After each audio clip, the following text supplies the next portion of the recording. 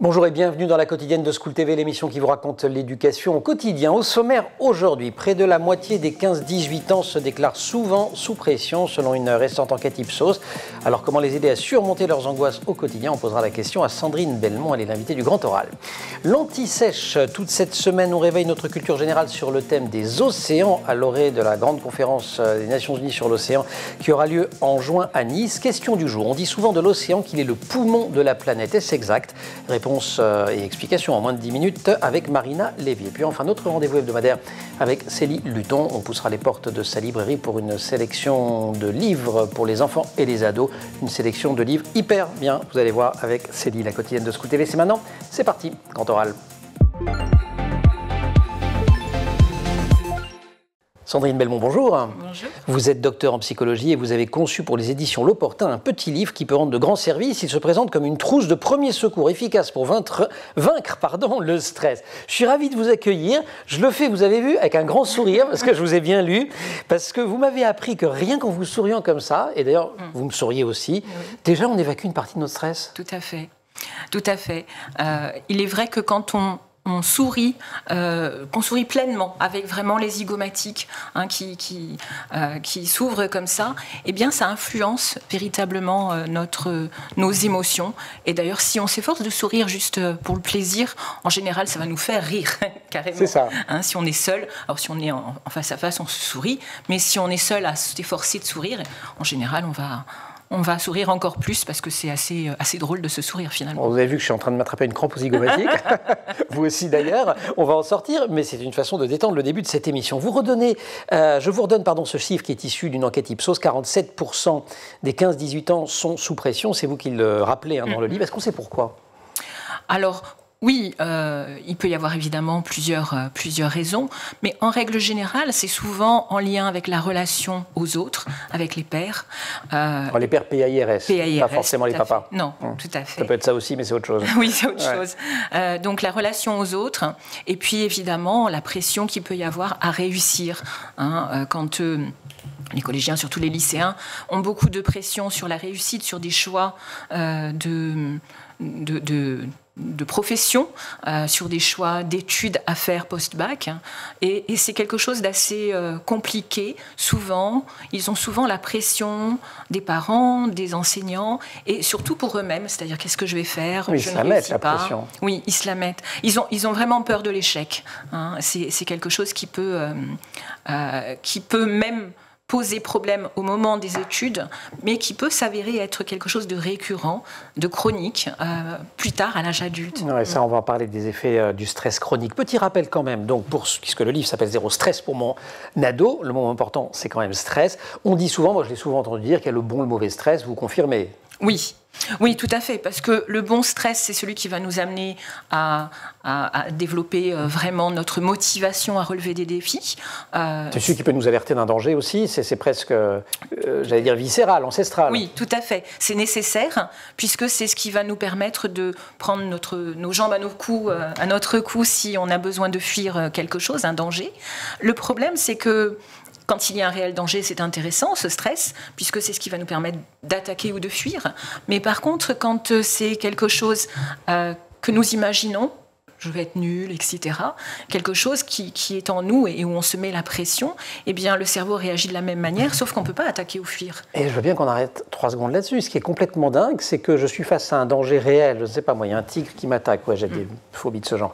Et j'imagine le tigre qui m'attaque. Ça active les mêmes zones. On a vu ça avec des IRM. Ça, c'est dans les nouveautés depuis, bien sûr. Pas tout à fait nouveau, ça a 20 ans, mais bref, depuis qu'on fait des IRM, on se rend compte de tout ça. Oui, tout à fait.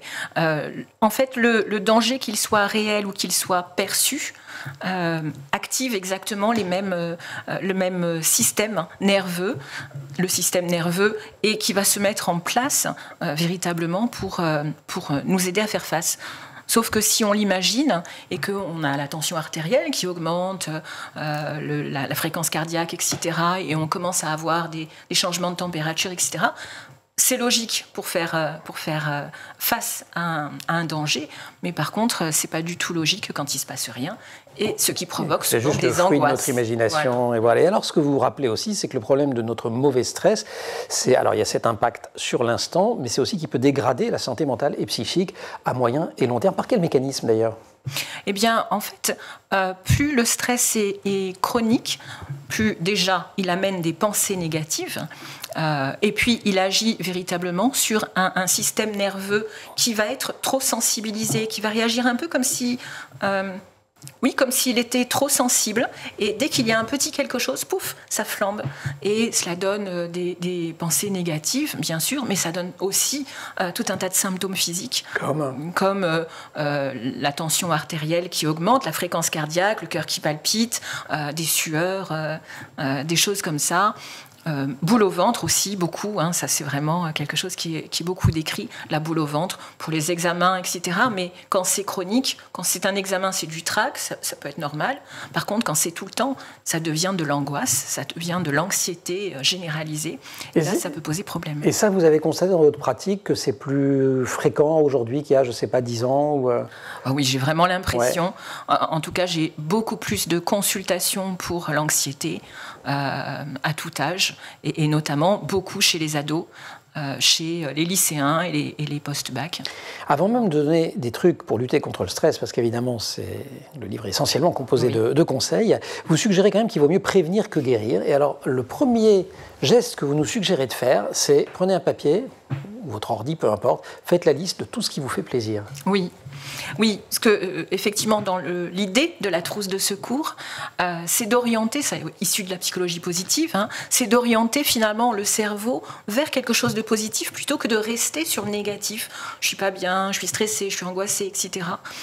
Et ça, c'est aussi ce qui vient finalement de l'hypnose, c'est-à-dire que de se centrer sur des choses positives, des mots positifs, des émotions positives, parce que le cerveau, si on reste sur quelque chose de négatif, comme je suis anxieux, je suis stressé, je suis tendu, etc., eh bien, lui, le cerveau, il l'imprime stressé, tendu, anxieux, et il reste là-dessus. Et ça s'auto-entretient. Et ça s'auto-entretient. Et ça se renforce. Alors, dans les pratiques scientifiquement étayées que vous citez, il y en a plusieurs. L'écoute de la musique, par exemple. Oui, tout à fait. Toutes les musiques.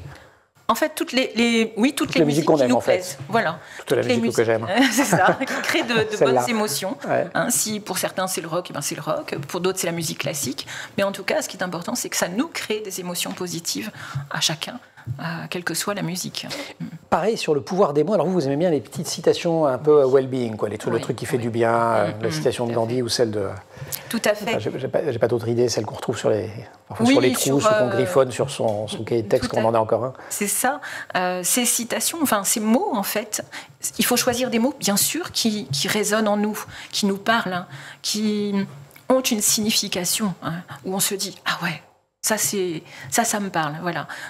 Pas juste pour avoir des mots qui sont censés être positifs, mais des mots qui vont nous parler, qu'on va...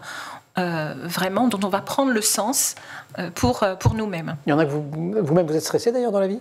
Oui, bien sûr. Comme tout le monde, quoi. Tout le monde. Mais bon, heureusement, vous avez lu votre livre, donc vous savez déstresser. Et vous, c'est quoi? C'est la musique, c'est les mots, c'est les...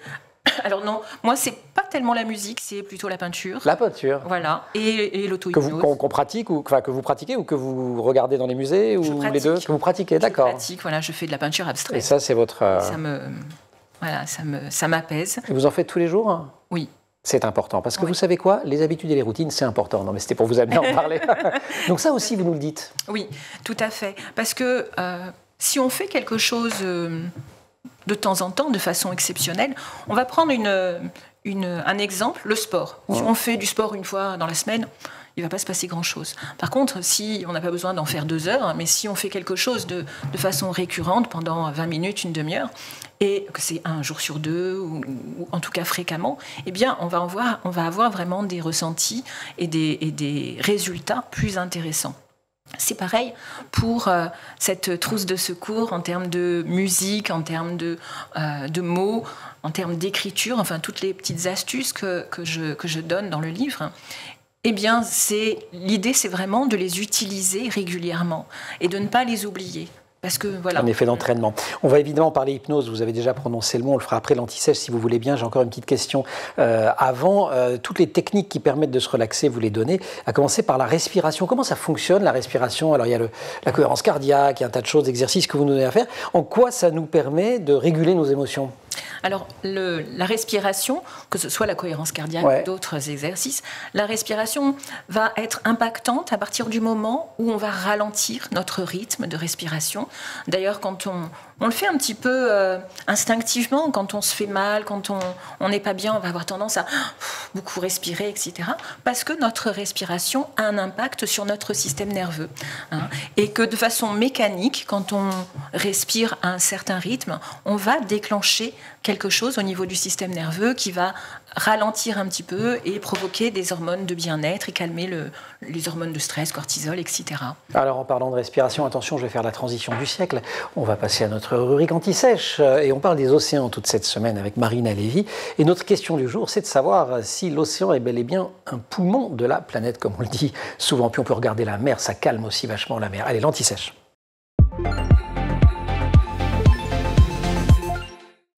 L'océan est le poumon de la planète. Nous avons tous et toutes entendu cette phrase. Peut-être même l'avons-nous prononcée. Est-elle exacte? On va le voir dans quelques secondes avec Marina Lévy. Marina, bonjour. Bonjour. Océanographe, chercheuse au CNRS, conseillère océan à l'IRD, l'Institut de recherche pour le développement, qui publie avec son collègue Laurent Bopp L'Océan en 30 questions. C'est à la Documentation française, collection Doc en poche, entrée dans l'actu. Et c'est vraiment le livre à lire là, maintenant, si on veut suivre l'actu des jours qui viennent. Puisque je vous rappelle qu'à Nice s'ouvrira le 9 juin l'UNOC, qui est le grand congrès des Nations Unies sur l'océan. Alors, océan, poumon de la planète, vrai, faux? J'adore cette question. J'adore cette question parce qu'elle est complètement fausse et en même temps complètement vraie à la fois. Alors scientifiquement? Scientifiquement, c'est faux.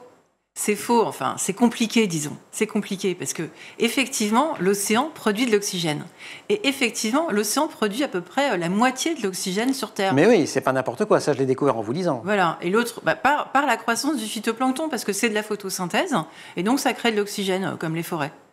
Mais... Qui sort de l'océan, qui va dans l'air, et nous on respire. Pas. Et ça sort pas. Tadam. Ça sort pas, parce qu'en fait, l'océan utilise lui-même cet oxygène. Donc, en moyenne, il n'y a pas grand-chose qui s'échange en quantité d'oxygène dans l'océan d'aujourd'hui, entre l'océan et l'atmosphère. C'est un producteur net d'oxygène grâce au phytoplancton, l'océan, si je vous ai bien lu. Voilà, donc ce n'est pas un producteur net, justement. Non, c'est ça, voilà. Ça le consomme après. Ouais. Et ça, voilà, parce qu'une grande partie de cet oxygène reste dissoute dans l'eau et ne rejoint pas forcément l'atmosphère. Il est utilisé pour les organismes marins qui le respirent. Exactement. Et pour autant, vous l'aimez bien cette image. Et pourtant, vous êtes... Voilà, au CNRS, chercheuse très sérieuse, et vous dites une image un peu fausse, c'est pas toujours grave.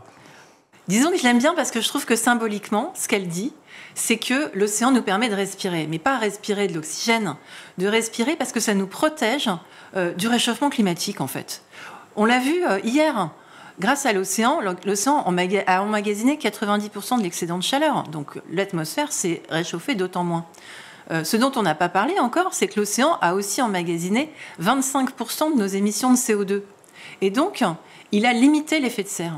Donc le réchauffement qu'on a dans l'atmosphère, grâce à l'océan, et grâce au fait qu'il a absorbé du CO2 d'une part et de la chaleur d'autre part, il est bien moins élevé. Il est moindre que ce qu'on aurait si s'il n'y avait pas d'océan, pour le dire très simplement. Donc ce n'est pas vraiment un poumon, mais c'est un poumon quand même. L'océan, alors je pense qu'il y a un sujet qui sera évidemment à l'ordre du jour de l'UNOC, qui est extrêmement important, c'est aussi toute la biodiversité que recèle l'océan et qui est très menacée, là encore, par les effets du réchauffement climatique dont on parlait hier, et l'appauvrissement finalement des ressources tout à fait. autogérées et autoproduites par l'océan. Par rapport à l'oxygène, il y a une vraie question qui concerne la biodiversité marine.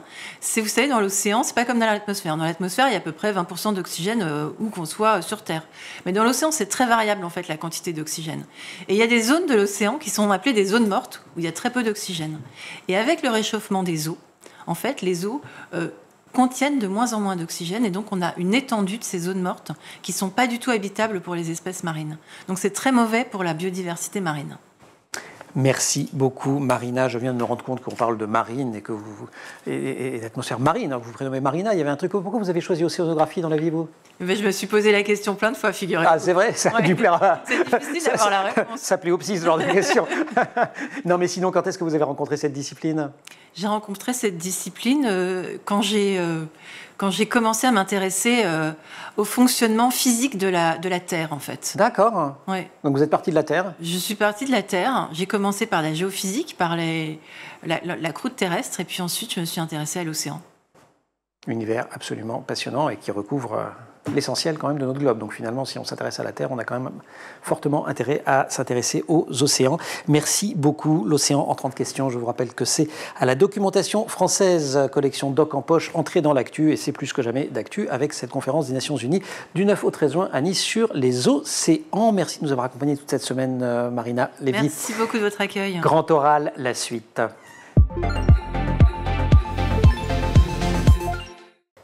Sandrine Belmont, invitée de la quotidienne et du Grand Oral. Zéro stress pour mon ado, c'est le titre du livre qui vient de sortir aux éditions de l'Opportun dans la collection Poche. Surmonter ses angoisses du quotidien, c'est la promesse. Toujours au chapitre préventif, juste avant d'arriver à l'hypnose, la méditation. Alors je devrais dire les méditations. Il y a plusieurs types de méditation. Oui, il y a effectivement plusieurs types de méditation. Celle qui est la plus connue et la plus développée en France, notamment, c'est vraiment la méditation de pleine conscience. C'est celle qui a été le plus médiatisée. C'est peut-être aussi celle qui est le plus facile à pratiquer, mais quand je dis que c'est facile à pratiquer, la plus facile à pratiquer, c'est pas du tout facile à faire. C'est vraiment là aussi un entraînement. La méditation de pleine conscience, il s'agit finalement d'être en pleine présence. La traduction serait plus intéressante comme ça, en pleine présence de ce qui se passe à l'intérieur de nous. Et l'idée est vraiment d'accepter, sans jugement, d'accepter juste ce qu'on peut ressentir. Donc notre respiration, sans chercher à la modifier, là pour le coup, nos émotions, nos pensées. Notre ancrage, je suis censé, si je vous ai bien lu, sentir chacun de mes doigts de pied posés sur le sol. Ce faisant, je viens d'ailleurs de les poser au sol, parce que c'est mieux de les avoir posés plutôt que de se tenir n'importe comment, etc. Oui, oui, tout à fait. Il y a d'autres types de méditation, Vipassana?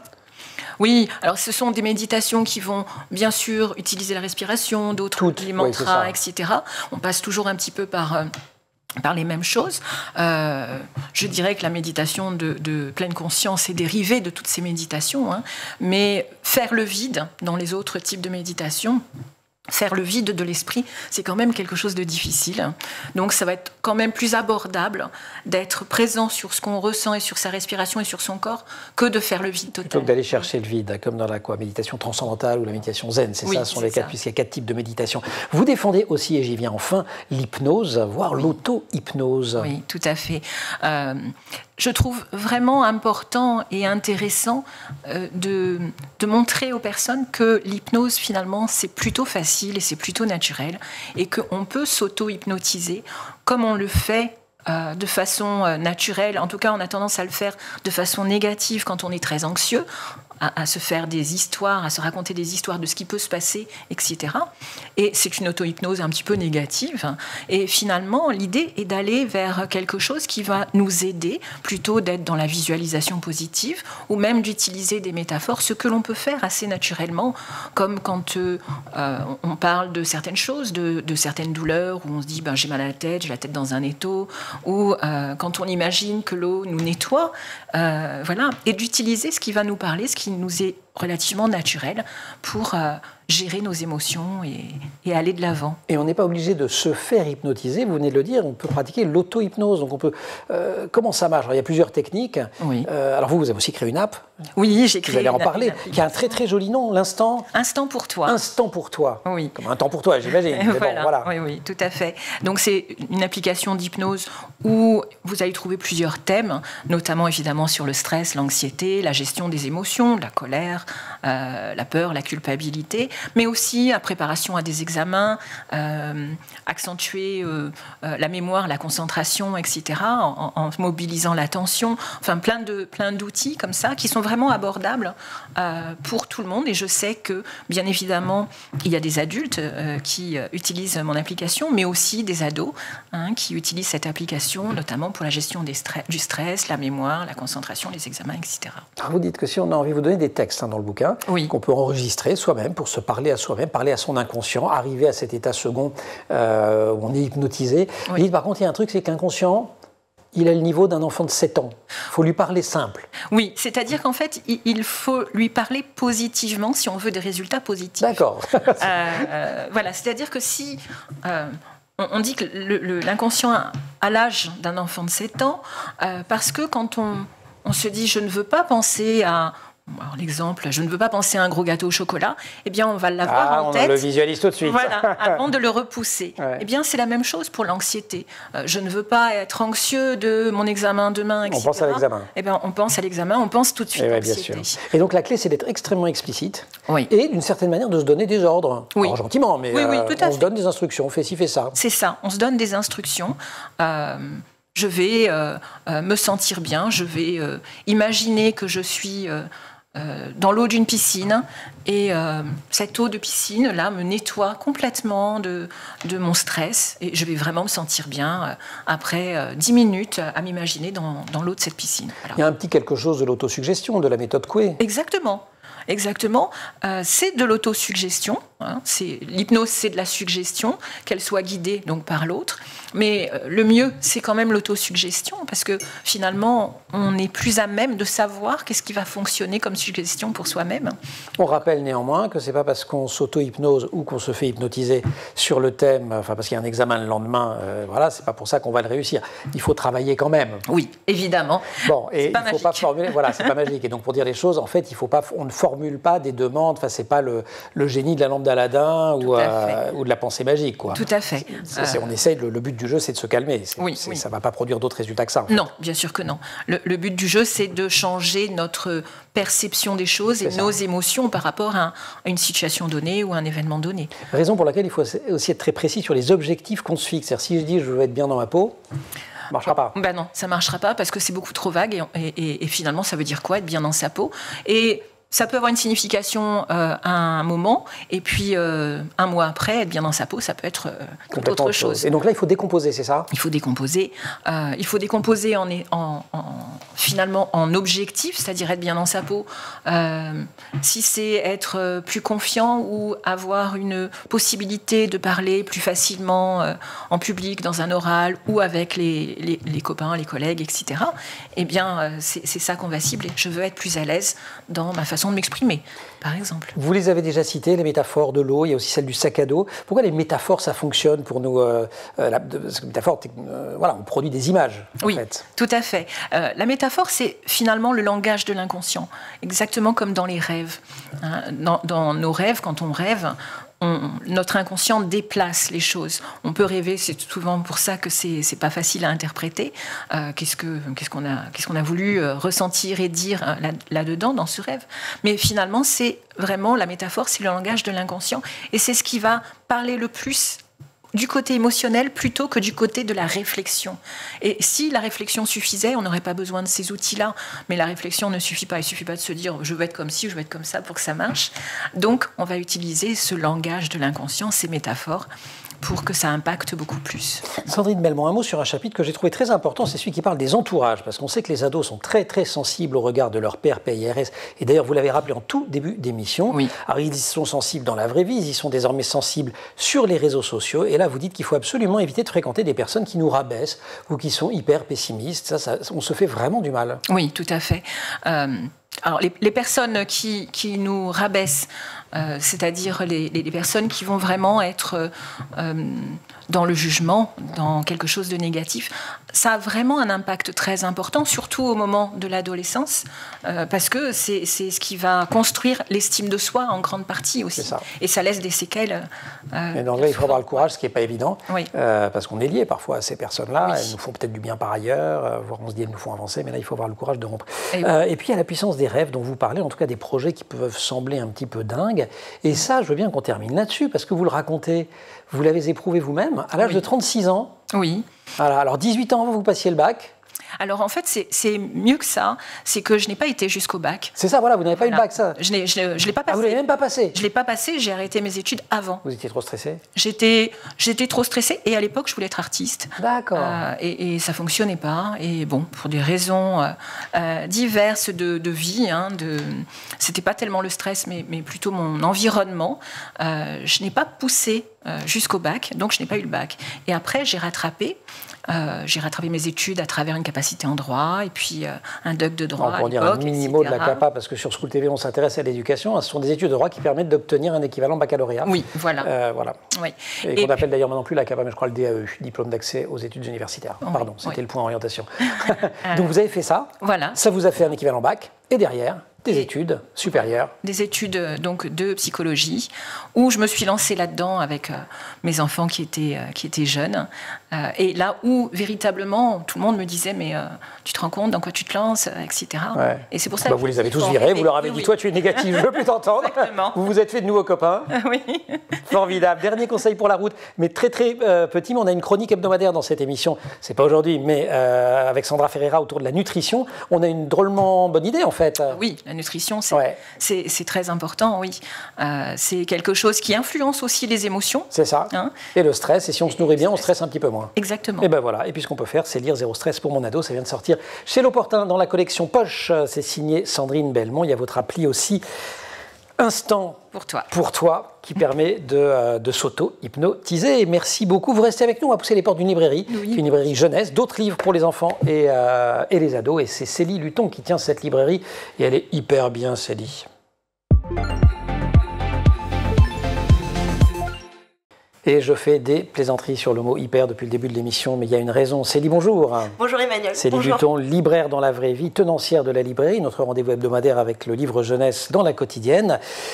Et vous avez choisi des livres hyper. Hyper bien, hyper beau, hyper drôle. Voilà. On commence avec hyper bien ? Oui. Allez, Louis le chat adore nager. Ça nous vient de Corée, c'est signé Easa, c'est chez Cambourakis. Voilà. Et il est quand même stressé. Il faut qu'il lise le bouquin de Sandrine Belmont parce que regardez. Il est un petit peu il est surexcité. C'est un chat. Un peu de temps pour lui. Regardez, je vous le montre parce que c'est super beau. Regardez. Regardez, son cœur s'emballe, vous dites au début. Tout est consacré à l'illustration. Louis paraît seul. Pas trop, pas dans sa tête. Et vous avez une ligne de texte à chaque fois. Vous allez vous balader, vous allez vous laisser guider. C'est excellent pour les tout petits. L'adulte, il a envie, il lit le texte. L'enfant, il n'a pas besoin de nous. Dès le moment où il sait manipuler le livre, qu'il ne déchire pas parce que c'est un livre assez fragile, vous allez avoir un voyage, vous vous laissez emporter par les illustrations. C'est super beau, hein, regardez. C'est pour vous, hein, Sandrine, en fait. Enfin, vous faites les ados et les... Oui. Mais là, pour les petits-enfants, ça marche très bien. Mais Louis, il est courageux. Il lui arrive quoi? Il va aller nager, il va aller profond dans l'océan et on va se perdre avec lui et on va aller voir toutes les créatures sous-marines possibles et imaginables. Et je vous conseille, à la fin de l'album, de prendre une petite page de Cherche et Trouve et vous allez retrouver tous les animaux que vous avez observés. Tadam! Extraordinaire. J'adore cet album. Il est formidable, il est très très beau, c'est chez Cambourakis et c'est signé Easa, ça nous vient de Corée. Oui. Ça c'est hyper quoi alors? On a kidnappé Mémé. C'est hyper drôle. Ah bah c'est hyper drôle. C'est signé Marie Boulier, c'est chez Pocket Jeunesse. Dans le titre, dans la couverture, on a kidnappé Mémé. Mémé fringante, Mémé rock'n'roll, Mémé en legging léopard va fêter ses 99 ans. Ah Mais son EHPAD lui refuse l'autorisation de sortir pour fêter son anniversaire en famille. Mais ça va pas. Scandale. Heureusement, sa famille est là pour veiller au grain et on va kidnapper Mémé. Attention, c'est décapant, c'est rocambolesque, c'est hyper drôle, hyper touchant. Un roman sur la famille. D'ailleurs, le premier était pour quel âge, Louis le chat? À partir de 3 ans, quand on ne déchire pas les livres. C'est tout, ça. C'est tout. Et là, en revanche, Mémé, on la kidnappe à partir de quel âge? Alors, moi, j'ai envie d'être ambitieuse et je me dis... Allez go, fin CE2, on y va. Dès 8 ans, jusqu'à 12 ans, vous n'êtes pas un bébé, vous lisez ça. Et sans problème. C'est pour se faire hyper plaisir. On peut signaler aussi que c'est un texte découverte. Oui, elle a gagné un concours de lecture. Marie Boulier, qui s'appelle le concours Émergence, organisé par la Charte des auteurs et autrices et illustrateurs et illustratrices jeunesse. Alors, donc ça c'était hyper drôle. Et ça c'est quoi? Ça s'appelle hyper déjà, donc vous n'êtes pas allé chercher très loin. Entre nous, hein, bon, on peut se dire. Émilie Chazran, c'est une de mes écrivaines chouchoutes. Elle est hyper touchante, hyper émouvante dans chacun de ses romans. Celui-ci ne fait pas exception, c'est l'histoire de Myriam. Myriam, elle a une vie pas facile pour une adolescente de 17 ans. Au lycée, on dit qu'elle est grousse. Elle est grousse. Qu'est-ce que c'est? Elle est grosse et elle est rousse. Ce n'est pas hyper bien. Je sais pas ça, pas ça. Elle n'est pas... et donc, le début n'est pas joyeux. Myriam a tenté de mettre fin à ses jours et elle est amenée à écrire un journal intime. qu'elle doit, voilà, elle a peur que sa mère le lise. Donc elle va écrire 2 journaux intimes. Ah, celui de maman et le sien. Exactement. Donc dans le premier, c'est « Mais non, ma petite maman chérie, mais je t'aime, je n'ai jamais voulu mettre fin à mes jours. » Tout ceci est un gros malentendu. J'ai envie d'aller de l'avant, le lycée, ça va le faire. Ben voilà, autosuggestion. Oui. Voilà. Et dans le second, c'est vraiment l'explosion des émotions. Je vous déteste tous, la vie est pourrie, le futur n'existe pas.